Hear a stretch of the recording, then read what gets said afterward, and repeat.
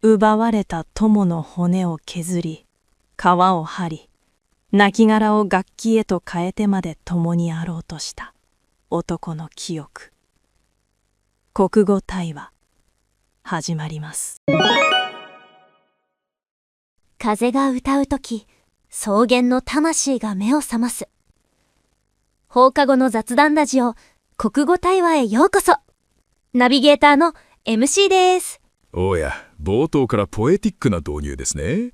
解説担当、論理と構造を愛する猫であります。今日はちょっとセンチメンタルな気分なんです。今回取り上げるのは、誰もが一度は教科書で出会い、そして涙した不朽の名作。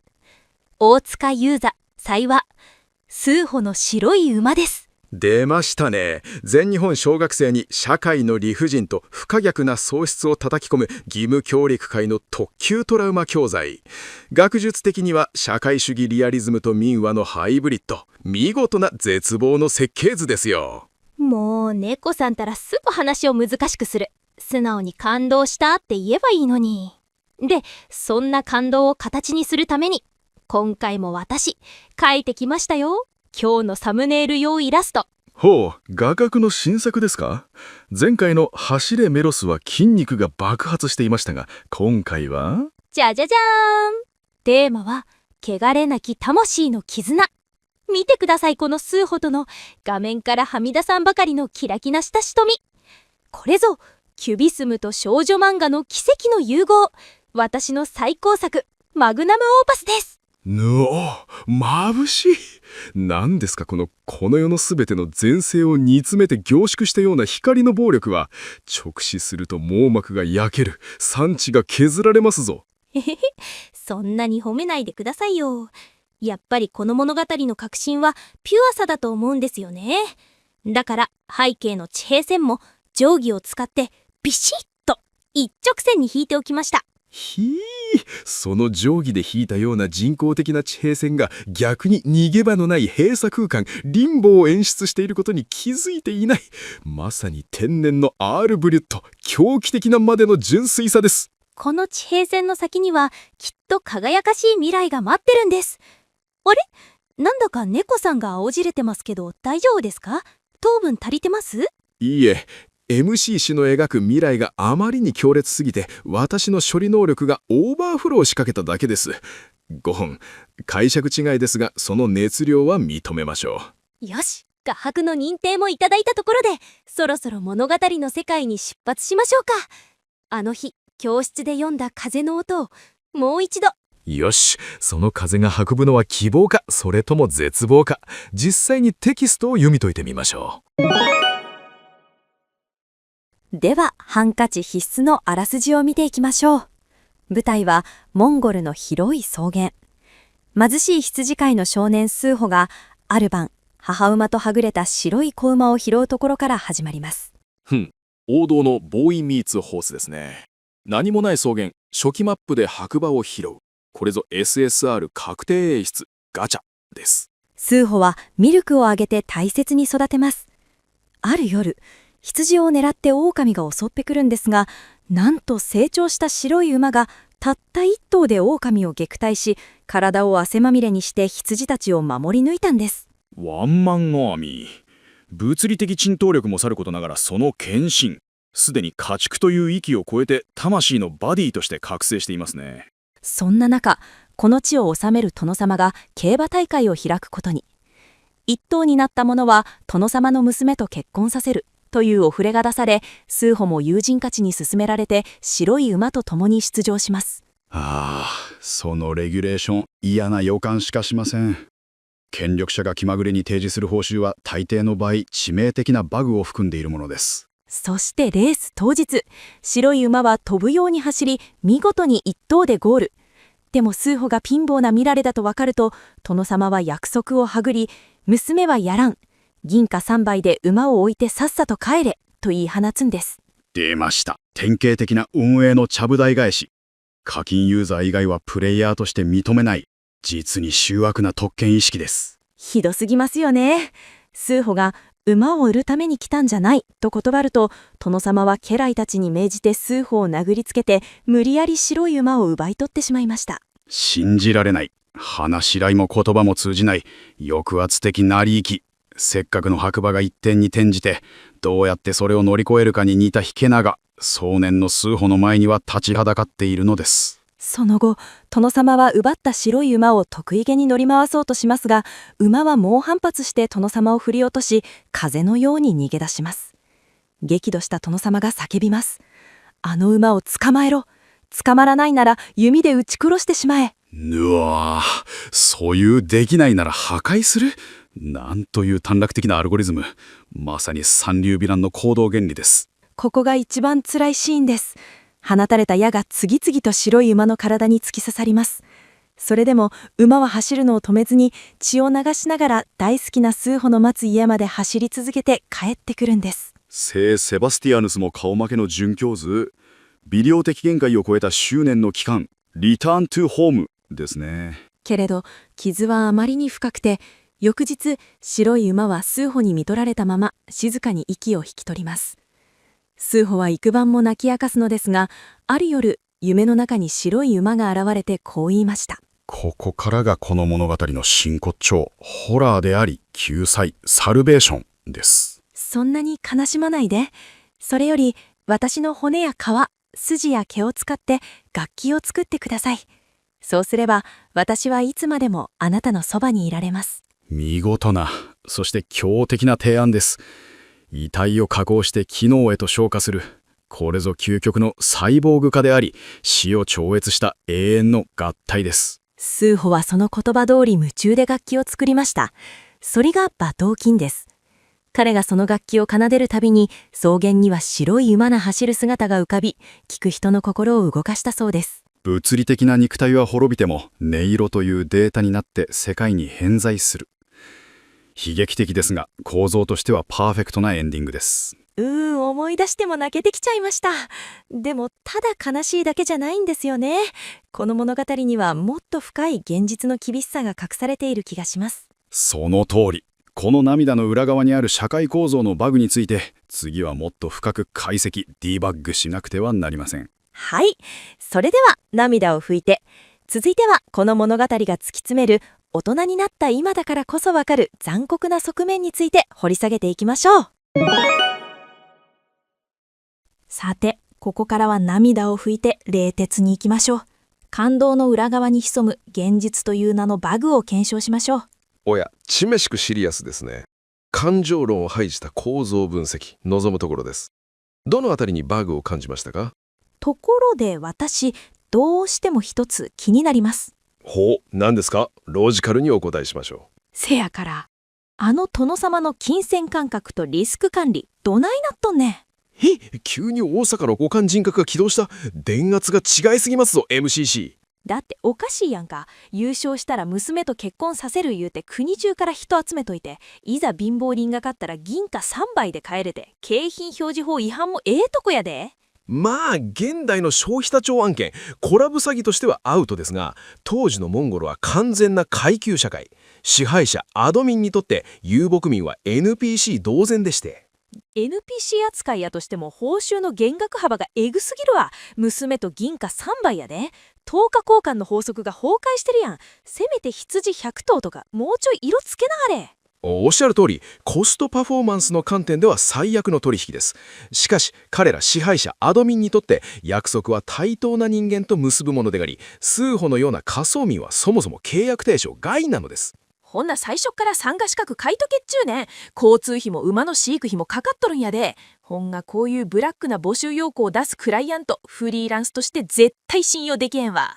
確かに後出しじゃんけんはクソ運営の常套手段です。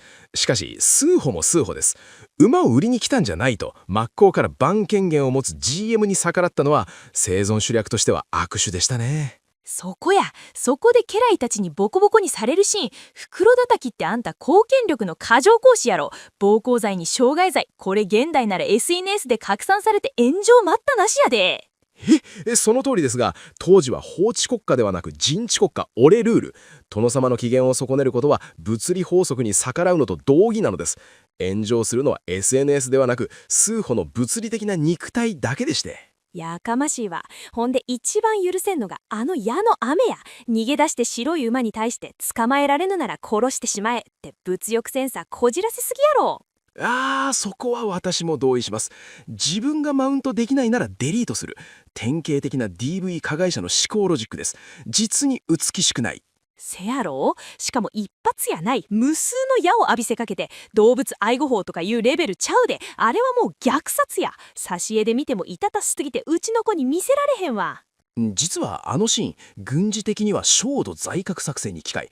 敵の戦力 SSR 級の名馬になるくらいなら試練ごと破壊するという冷徹な計算も働いています。結果として聖セバスチャヌスのような殉教の美学を生んでしまいましたが。美学とか言うてる場合か。瀕死の受賞で帰ってきた馬を見てみ。治療費なんぼかかると思ってんねん。思い出しただけで血圧上がってくる。水飲むわ。どうぞ。しかし MCC、 ここからが本当のホラーですぞ。馬が死んだ後のあの展開についてはどう思われますか？言わせるんか。あんた鬼やな。夢枕に立ったからって死んだ相馬の骨と皮と毛を使って楽器作るって正気か？そこに触れましたか。確かに現代の衛生晩年、バイオハザード対策をすると遺体を損壊して加工する行為は猟奇的と言わざるを得ません。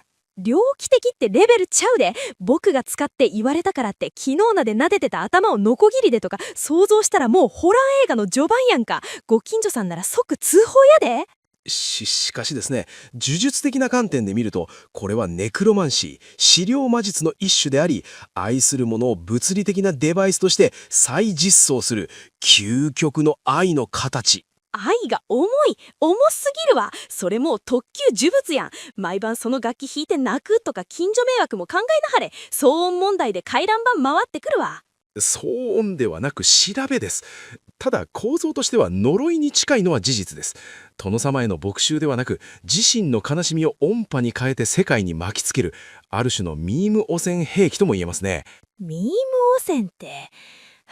とにかくこの話は貧乏人は泣き寝入り、官僚者はやりたい放題、最後は呪物化して解決って救いがなさすぎんねん。教育的配慮はどこ行ったんや。それは作者に言ってください。しかし MCC、 その怒りこそがこの作品が目指したリアリズムの正体かもしれませんぞ。すいません。つい感情パッションが暴走して取り乱しました。やっと OS が再起動した。いえ、虹郎に興味深いサンプルでした。MCC のその理不尽への怒りこそが大塚雄山氏が子供たちに植え付けたかった革命の種なのかもしれません。もう猫さんたらまた難しいこと言って煙に巻こうとして。でも確かにそうかも。これほど理不尽で矛盾だらけで救いのない物語がどうして何十年も教科書の定番として君臨しているんでしょうか。それは単なるかわいそうな話ではない、ある種のポジ的な意図が埋め込まれているからと推測できます。ポジ的意図？なんだか急にきな臭くなってきましたね。それではその謎を解くために次は作者と時代背景に迫ってみましょう。ではここからは少し視点を変えて、この物語がなぜ長年にわたり教科書の定番として選ばれ続けているのか、その真の理由ともいえる裏コードを読み解きましょう。どうかこの真相を追いかけていきましょうか。ついにそのパンドラの箱を開けますか。これは単なるいい話ではありません。文部科学省が7歳の児童の脳幹に直接書き込もうとした教育という名の呪いの解析です。文部科学省の陰謀ですか？私てっきり動物を大切にしましょうとか約束を守りましょうみたいな道徳的な教えだと思ってました。甘い。砂糖菓子のように甘いですぞ MCC。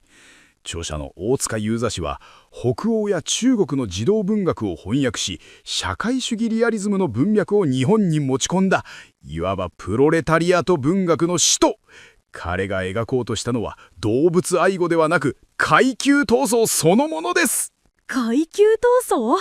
あの美しい草原の物語が急に革命のヨナみたいに聞こえてきましたよ。でもどうしてそんな難しい話をよりのよって小学2年生に読ませるんですか？そこが最大の罠であり、教育工学的なデザインです。1年生で読むスイミーを思い出してください。あれは知恵と勇気とチームワークで巨大な敵にも勝てるという光のチュートリアルでした。懐かしい。僕が目になろうですよね。みんなで協力すれば何でもできるって勇気をもらいました。しかし、その翌年、進級した彼らを待ち受けるのがこの数歩です。ここでは正しく努力し大難を磨き、正当な手段で勝利しても、権力の理不尽な暴力によって全てを奪われます。スイミーで信じた正義は勝つというルールがたった1年で全否定されちゃうってことですか？さすがにショックが大きくないですか？それこそが狙いです。発達心理学的にも8歳頃は自己と他者の分離を認識する重要な時期です。そこに話の通じないアブソリュートな相手、殿様を投入することで子供たちに社会のバグを学習させているのです。社会のバグ？つまり殿様は悪い人だけど、私たちが将来出会うかもしれないどうしようもない理不尽の予行演習ってことなんですか？その通り。これはいわば絶望のワクチンです。教室という安全なインキュベーターの中で数歩の美劇を通して疑似的な死と毒発を体験させ、精神的な抗体を持たせる見事かつ残酷なカリキュラムだと思いませんか？ひえー、聞いてるだけで胸が苦しいです。先生たちがそこまで考えて授業してたなんて。でも救いはないんですか？最後数歩は馬頭琴を弾いて終わりますけど。ふむ。教科書的には悲しみを芸術へ昇華したと教えますが、構造主義的に見ればシステムには勝てなかったがログだけは残したという敗北宣言に帰い、子供心に世の中きれい事じゃ済まないんだなというニヒリズムを植え付けられたわけです。確かに私も子供の頃読み終わった後何とも言えないモヤモヤした気持ちになったのを覚えてます。あれは大人の階段だったんですね。まあそんな教育的パリつまり呪いも酸いも甘いも噛み分けた今の私たちにはもう効きませんけどね。今となっては殿様のムーブも典型的なクソ上司あるあるとして笑い飛ばせるレベルです。確かにそうですね。私たち無事に生き残りましたもんね。ではそんなトラウマを克服した現代の存在者がネットの海でこの物語をどう遊んでいるのか覗いてみましょうか。さて、熱く語り合っているうちにそろそろ放課後のチャイムが鳴りそうですよ。数歩の白い馬、本当に教科書に載せていいのかってくらい濃いお話でしたね。ええ、平和な教室に突如として投下される特級呪物ですからね。2025年の現在、ネット界隈ではもはやモンゴルの曇らせ、うつ展開特化型コンテンツとしてある種のミーム化を告げています。やっぱり SNS とかでハッシュタグ数歩の白い馬で検索すると矢が刺さった絵文字とか銀貨3枚あっすぎーみたいな投稿がいっぱい出てきて、みんなトラウマをネタにして消化しようとしてる感じがします。それこそが現代人のライフハックですよ。あまりに救いのない結末を直視しないためにネタとして消費する。ですが MCC、 実は私ある特定の界隈からこの作品を見たときに全く別の評価軸が存在することに気づいてしまったのです。別の評価軸？まさかまだ何か恐ろしい裏設定があるんですか？いえ、これはオーディオ沼の視点です。よーく考えてください。数歩は愛馬の骨と皮を使って楽器を作りましたが、これは音響工学的に見てとんでもない技術的ブレイクスルーなんですよ。はい、音響工学ですか？ちょっと何言ってるかわからないんですけど。いいですか？骨という光合成素材を皮という高内部分質素材を組み合わせることで不要な共振を極限まで抑えた奇跡のダンピングファクターを実現しているんです。みんなが涙を流したという記述は単に曲がいいからじゃない、再生装置としての SN 値比が異常に高いからこそ可能な究極のハイレゾ体験なんです。ちょっと待ってください。つまり、死んだ馬の骨を使ったのは、いい音を出すためのパーツ選びだったって言いたいんですか？サイコパスすぎませんか？サイコパス？いえ、ピュアオーディオへの殉教です。正直私は嫉妬していますよ。私は電源ケーブル1本にうん十万円もつぎ込んで、マイ電柱まで立てようか悩んでいるのに、究極のオーガニック素材一つで、私のシステムを凌駕する原音忠実来生よ。ピュアフィデリティを手に入れたんですからね。不公平だ。猫さんがオーディオにそんな散財してることの方が驚きですよ。でも、お金の話が出たところで、私、どうしても言いたいことがあるんです。おや、何ですか？私のケーブル代のローンなら NG ですよ。ちゃうねん。殿様や。さっきの競馬の商品詐欺、あれ現代のスマホの契約プランと全く同じ手口やないか。急に生活感あふれるナンバのオカンモードに？よう聞きやスーホちゃん。姫と結婚ってデカデカと広告打っとるけどな。あれパンフレットの隅っこに米粒みたいな字で特定条件ありって書いてあるパターンや。実質0円に見せかけて、後から事務手数料だのオプションだのぼったくる悪徳代理店と一緒やで。なんと、デーニョ・ヒネロン・マヌエ、スーホはスマホ契約によく似た感じで出演しています。確かに制限解除が大事に過ぎると散見されます。しかし MCC、なぜ妙に例えが具体的すぎるのですか？当たり前や。私な、学生時代に家電量販店の携帯コーナーでバイトしててん。そこで毎日こういう釣り広告に引っかかって泣いてるお客さん見てきたんやから。殿様のやり口はノルマに追われた店長のそれと一緒や。なんと MCC にそんな説明の激しいプロみたいな過去ログがあったとは。あなたのその巧みな話術とマイクパフォーマンス、アイドル由来じゃなくて量販店で鍛えられたスキルだったんですね。いけない。つい昔の血が騒いで、お客様、リスナーに詰め寄ってしまいました。失礼しました。でも本当にうまい話には裏があるってこと、スーホに教えてあげたかったです。地営の彼方まで続く草原にはクーリングオフ制度なんて存在しませんからね。私たちはせめてこの物語を契約の重要性を学ぶケーススタディとして語り継いでいきましょう。はい。悲しいだけじゃなく、生き抜くための教訓も詰まったスーホの白い馬。皆さんも久しぶりに読み返して、あの白い馬頭琴の音色に耳を澄ましてみてください。それでは、また次の放課後にお会いしましょう。にゃん。